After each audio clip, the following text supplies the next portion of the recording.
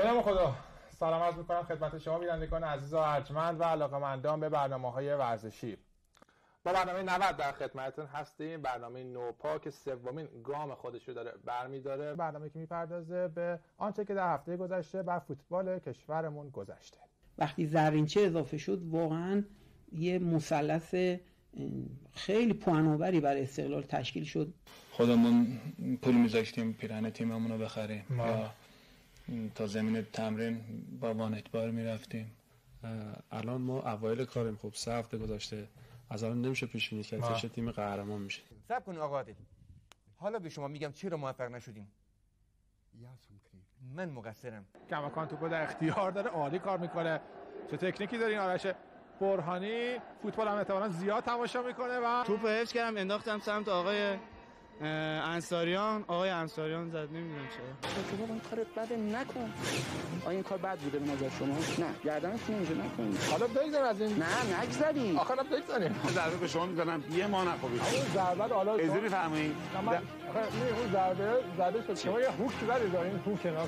شما دارید 50 بار نشون میدید که یه جایی بده.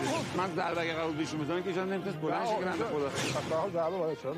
حالا آقای فضلی اگه شما برنامه تموم شد اگه قراره یه ضربه به شما میزنم یه ما نخوبید. به هر حال نزدیک به 200 نفر از بین اون 6000 نامه‌ای که به دست ما رسید جواب درست داده بودن که ما اون رو 2 قسمت کردیم، تهرانی‌ها و شهرستانی‌ها به قید قرعه به یک بیننده تهرانی و یک بیننده شهرستانی هر کدوم یک ربع بهار آزادی تقدیم خواهیم کرد. وقت برنامه بسیار اندک هست. آقای معینی، من از شما خواهش می‌کنم که یکی از این برندگان شهرستانی رو شما مشخص کنید. حالا که دین و ایمان فقط مال شما نیست آقای محترم، این یه چیز خیلی طبیعیه. دین همه دین و ایمان دارن برای خودشون. آقای احمدی چون نگاه ما کاملا ورزشیه به این قضیه، خب هر اتفاقی که غیر ورزشی رخ بده در فوتبال در ورزش ما اینو ما بر نمیتابیم. این یه نوع احساس قدرته برای شما. بفرمایید. متهم نمی‌کنیم به چیزی که نه خیر. خواهش می‌کنیم که از حق خودشون بگذرن و حالا اگه براشون مقدور هست این بخشش رو انجام بدن که به حال جوانی که اشتباهی کرده بتونه به زندگی خودش ادامه بده. بعد از این احساس می‌کنم بخششی کردم، یه امتحانی بود از طرف خدا. قائم ای بابا شب عید آخر می‌بینی. من گریه نمی‌کنم، شاید خیلی خوشحالم از اینکه یه بار دیگه گریه کنی منم گریه میکنم. خب بعد با هم میشینیم قشنگ گریه میکنیم، خیلی شیک. یواش یواش تو این استادیوم ها گفتن سلطان همونجوری رو مون دیگه. آقا دیگه الان هم که سریال اومده حریم سلطان هی به ما میگن نگاه کن، گفتم با آبرو ما رو برده بابا. خاله تبخال میاشتن، تبخال قدیما خیلی میزدن. ببین آقای دلبری به کجای ما کار داره. الانش هم عاشق کله پاچه ایم. آخر بازیتون چون اضافه ورزشی یه سری لقب هم بهتون داده بودن استقلالیا. چی؟ علی دنبه. علی واقعا برنامه‌ات قشنگه. یعنی سالم ترین برنامه‌ای که توی مملکت پخش میشه خودت.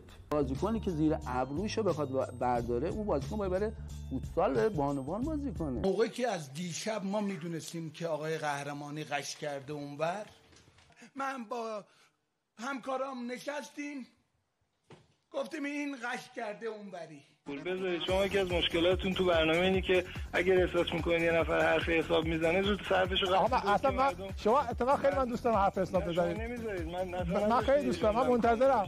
چه موقع لازم بوده شما تشریف بیارید؟ مثلا در برنامه‌ای که در مورد کمیته انتقالی بوده، همون زمان که آقای کاشانی بحث می‌کردن، اون برنامه که شما نیومدید آیا خودت که شما چه زمانی بعد تو این برنامه بیاد اون تشخیصش با ماست دیگه. نه شما نمیتونید تعیین تکلیف کنید نماینده سازمان تربیت بدین در برنامه کی باشه. نه شاید صدا و سیما تشخیص بده که در شأن اون برنامه شاید این که مقام بالاتر بیاد.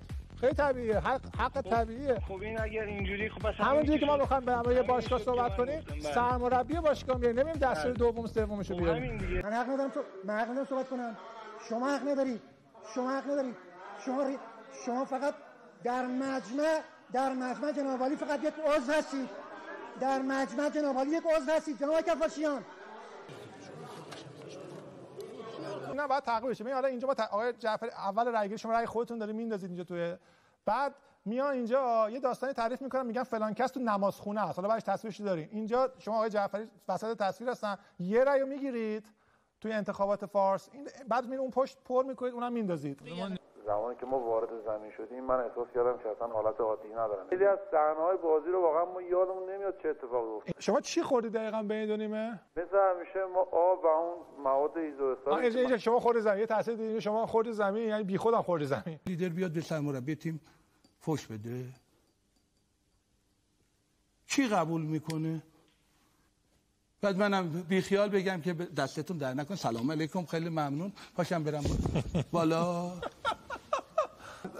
تشکر میکنم از همه هموطنان عزیزی که به یاد به احترام ناصر حجازی عزیز در مسابقه پیام کوتاه ما شرکت کردن. چرا ما اینجاییم الان؟ و هر کی هم گفتیم همه گفتن چی 90